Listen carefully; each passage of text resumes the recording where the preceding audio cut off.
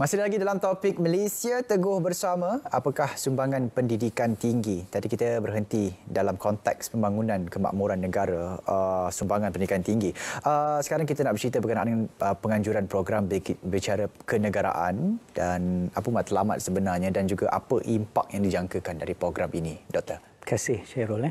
Sebenarnya program bicara kenegaraan tahun ini merupakan penganjuran kali yang ketiga. Baik. Dan kita UPM, kita sangat berbesar hatilah kerana kita diberikan kepercayaan oleh Akademi Kepimpinan Pendidikan Tinggi AKAP untuk menganjurkan program ini sejak tahun 2020. Dan bicara kenegaraan ini merupakan satu platform untuk kita mengetengahkan pemikiran pemimpin-pemimpin IPT berkaitan dengan isu-isu pendidikan tinggi dan bagaimana sektor ini menyumbang kepada kemakmuran negara. Kerana seperti mana yang saya nyatakan tadi bahawa pendidikan tinggi ini sangat penting untuk pembangunan negara, mengisi kemerdekaan dan sebagainya. Dan sejak tahun 2020 lagi kita mengangkat beberapa tema, contohnya bagaimana kita nak melihat peranan ahli akademik sebagai intelek awam yang boleh menjadi tonggak kepada kemakmuran negara. Ya. Pada tahun lepas kita buat secara dalam talian dan kita bercakap soal berfikiran global, bertindak lokal, dan pada tahun ini kita membawa tema Malaysia Teguh Bersama, di manakah sumbangan pendidikan tinggi. Dan saya kira pada 8 September nanti kita akan dapat pencerahan dan perspektif yang menarik kerana 4 panel ini datang daripada latar belakang yang berbeza. Ada ahli panel daripada Universiti Awam, ada IPTS, kita ada panel daripada Politeknik dan juga pemimpin pelajar yang akan memberikan suara anak muda dalam konteks pendidikan tinggi. Dan apa yang menarik bicara kenegaraan ini, selepas sahaja program bicara kenegaraan, kita akan minta panel yang telah berkongsi pandangan untuk menganalisis dan menulis bab dalam buku yang akan kita terbitkanlah supaya pandangan-pandangan ini menjadi rujukan oleh pihak-pihak berkepentingan kerana kita tidak mahu pandangan itu berlalu sahaja, tetapi selepas daripada program bicara kenegaraan pihak-pihak berkepentingan sama ada di IPT ataupun masyarakat secara keseluruhan boleh menilai dan merujuk isu-isu yang telah dibangkitkan. Baik. Dan bicara kenegaraan memang memberi fokus kepada pemimpin IPT lah, kerana kita tahu bahawa di mana-mana sama ada universiti, IPTS, Politeknik, College Community, pemimpin di institusi itu sangat penting kerana pemimpinlah yang akan mencorakkan organisasi mereka, kerana mereka ada mandat yang besar untuk mempengaruhi warga universiti contohnya. Jadi kita berharap dengan adanya bicara kenegaraan ini, pemimpin-pemimpin IPT dapat melihat sektor pendidikan tinggi ini secara holistik dan lebih besar cakupannya, bukan sekadar nak melahirkan graduan ataupun nak melahirkan tenaga kerja, tetapi bagaimana IPT itu boleh menyumbang kepada kemakmuran negara lah, dari segi bakat, dari segi ekonominya, dari segi pembinaan ilmu dan sebagainya. Baik, terima kasih Doktor. Pak Din, kita nak cerita sejarah mungkin 65 tahun lepas tentang kemerdekaan. Mungkin suasana ini dulu dan sekarang berbeza. Bagaimana mereka sanggup bergadai nyawa untuk membentuk sebuah negara yang merdeka. Dan mungkin kini semangat kemerdekaan itu ataupun sambutan kemerdekaan itu bermusim. Bila tiba bulan kebangsaan, baru semangat itu ditunjukkan. Sampailah ke hari ini pun rasanya mungkin isu-isu perkauman masih lagi timbul dalam skala yang kecil. Jadi dekat mana silapnya, Pak Din? Jadi apa yang macam mana kita nak memastikan perkara itu dapat ditangani dan macam mana, apa sumbangan pendidikan tinggi ke arah ini supaya ia lebih bermakna dan juga memberikan satu perkara yang mendalam kepada setiap mahasiswa yang lahir daripada universiti. Baiklah, apabila kita merdeka, merdeka itu menandakan merdekanya pendidikan tinggi yang ada di negara kita. Ya.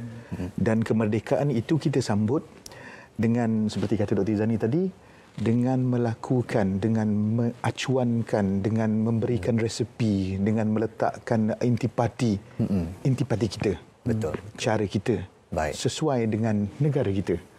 Dan ramuan tersebut, resepi tersebut telah diadun secara begitu baik dengan penuh kasih sayang, sehingga kan ianya memerdekakan minda mereka yang merasa ramuan tersebut. Jadi sesiapa yang melalui perjalanan di institusi pengajian tinggi ataupun melalui pendidikan di Malaysia akan melalui rasa ramuan tersebut dan akan terbuka mindanya. Dan di situlah saya rasa dengan bantuan dokumen-dokumen lain dan juga semangat-semangat lain seperti rukun negara, bahawasanya negara kita Malaysia mendukung cita-cita hendak mencapai perpaduan yang lebih erat di kalangan seluruh masyarakat. Segala orang kata segala perilaku kita, segala toleransi kita menjadikan kita ni sebuah negara multiracial, sebuah negara pelbagai kaum yang erat perhubungannya. Jadi di situ peranan pendidikan dalam menilai, dalam mengawal tindakan, dalam mengambil langkah yang terbaik untuk memastikan impaknya adalah sesuatu yang kita boleh dapat bersama-sama. Kebersamaan itu satu keluarga, kita keluarga Malaysia. Jadi di situ selain daripada itu, saya rasa kepimpinan adalah merupakan satu perkara yang sangat-sangat penting. Dan AKAP sebagai Akademi Kepimpinan Pendidikan Tinggi adalah merupakan keluarga di dalam Kementerian Pendidikan Tinggi.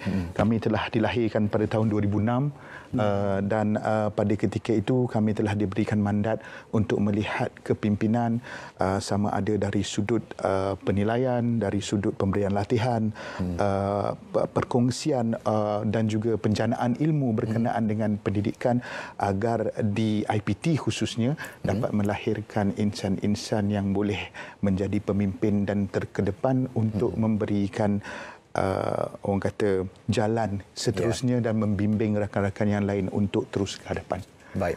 Itu resepi dan ramuan yang kita gunakan untuk sebuah minda yang merdeka. Kalau di UPM, Doktor, apa resepinya dan apa aktiviti yang dijalankan di UPM tahun ini untuk membentuk sebuah mahasiswa yang merdeka? Secara ringkasnya. Di UPM, kita memang memberi penekanan soal jati diri, patriotism dan juga perpaduan. Ini malah dalam kami punya pelan strategik UPM 2021-2025, dalam strategi yang pertama kita bercakap soal melahirkan graduan yang berdaya tahan. Yang ada ciri, yang ada jati diri, patriotism dan nilai perpaduan yang tinggi. Kerana graduan ini sangat penting sebagai pihak berkepentingan yang besar. Malah usaha ini kita perlu teruskanlah dari masa ke semasa, apatah lagi sekarang dengan pelaksanaan undi 18, kebebasan berpolitik pelajar. Jadi kita nakkan pelajar-pelajar kita menjadi seorang warga negara yang baik, bukan sekadar lepas habis belajar nak cari kerja dan sebagainya, tetapi bila keluar nanti mereka ada rasa tanggungjawab sebagai seorang rakyat yang boleh memberi sumbangan kepada negara dan akan terus membawa nilai-nilai yang baik kepada negara kita lah, Malaysia. Baik, itu sebenarnya yang perlu kita capai, yang perlu kita kejarkan. Yang kita ingin mahukan rakyat itu berbakti semula kepada negara mereka yang mereka lahir, tanah tumpahnya darah kita. Apapun kita nak ucapkan terima kasih kepada Profesor Madya Dr. Nazharuddin Shah Abdullah, Timbalan Pengarah Pusat Pemfafilan Kepimpinan Akademi Kepimpinan Pendidikan Tinggi AKAP Kementerian Pengajian Tinggi, dan terima kasih juga kepada Profesor Madya Dr. Muhammad Izzani Muhammad Zin, Timbalan Pengarah Pusat Strategi dan Perhubungan Korporat Universiti Putra Malaysia UPM, merangkap pengerusi program Bicara Kenegaraan. Terima kasih kerana sudi meluangkan masa bercakap berkenaan dengan Malaysia Teguh Bersama, apakah sumbangan pendidikan tinggi. Jadi kita lihat secara jelas sekarang sumbangan pendidikan tinggi amat besar dan juga penting dalam membentuk sebuah mahasiswa, sebuah rakyat yang merdeka mindanya, yang berdaya tahan dan yang paling penting menyumbang kembali kepada negara kita, negara Malaysia.